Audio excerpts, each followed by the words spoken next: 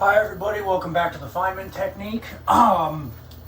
I recently got a comment from one of my viewers by the name of, well, it's either Lauren T. Bouvier or Laurent Bouvier. I'm not sure which one. But in any case, this person, I'm not sure if it's a man or a woman because, you know, in the Anglo-derived cultures, Lauren is typically a woman's name, although I know that's not true for the entire world, so I don't know. Perhaps it's one of the 1% of my viewers that are female. But anyway, the comment was that taking the derivative with respect to t of this infinite sum right there is not valid because this sum diverges for all values of t. And that's, on the face of it, that seems legit. I mean, yeah, that's a divergent series right there. You should not be able to take its derivative. But really, you can take the derivative. This thing diverges, but its derivative does not diverge. And I'm gonna lay out a really quick argument here for why taking the derivative of this thing is valid. This thing is, effectively, this thing amounts to something of the form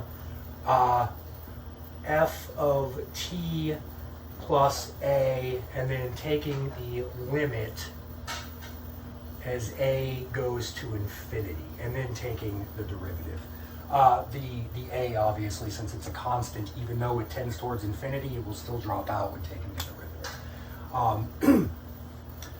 But I'll show you why this thing is basically matches that form that I just had on the board.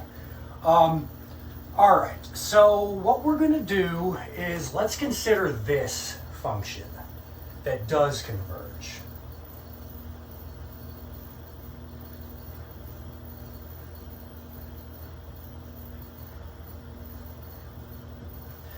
Okay, yeah, you guys would agree that that converges. That's a form of the alternating harmonic series. It's just, depending on what you plug in for t, you're gonna, anyway, it converges. It's a form of the alternating harmonic series which converges. So let's write out a couple of these terms.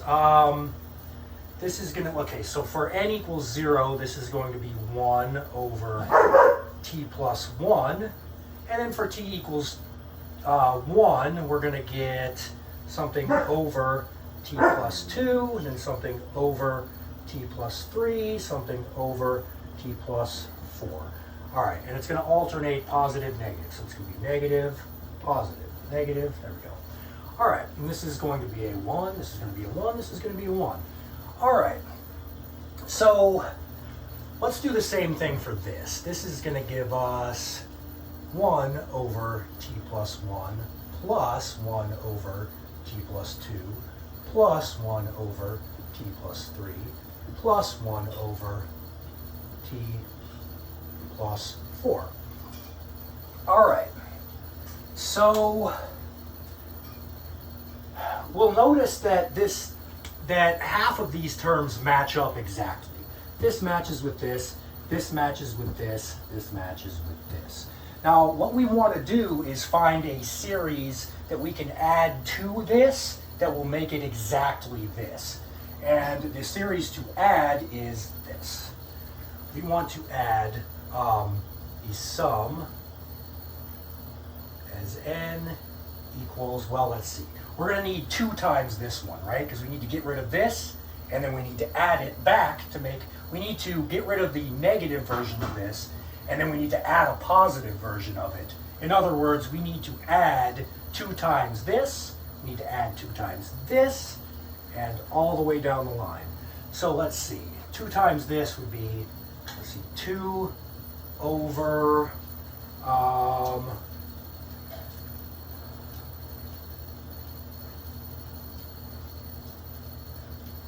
okay, we're going to start at n equals 1, and then we're just going to say 2n plus t, and that should do it. For the n equals 1 term, we'll get 2 over t plus 2, which would, if we added it to this, would change this to a plus.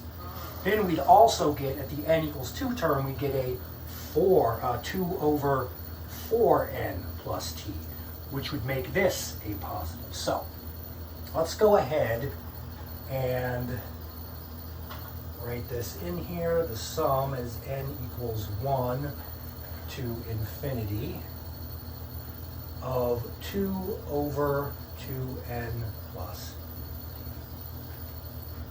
this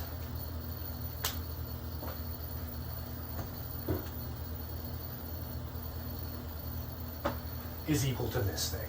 That's what we just showed.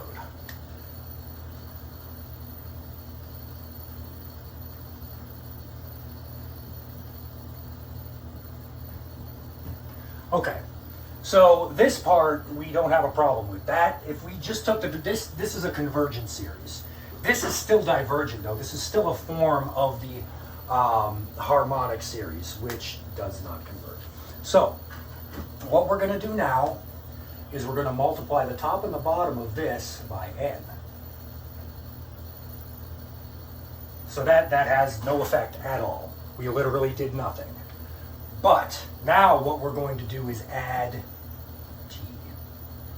Okay, so we just added t to this entire sum, so we're going to need to subtract another sum.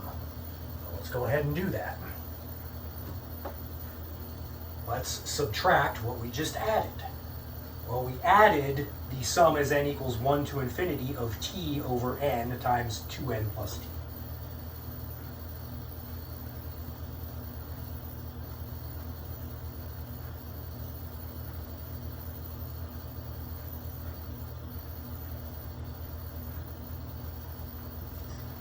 So far everything's good.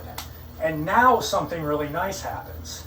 Now this is a convergent series for all values of t, as is this. This will be a convergent series for all values of t. Because we'll have a form of, the sum of the reciprocals of the squares. Not exactly that, but something very similar. But it would converge for the same reasons that the sum of the reciprocals of the squares converges. So, convergent series, and what do we have here? This 2n plus t will cancel in the top and the bottom, leaving us nothing but the harmonic series. And notice, this is a constant.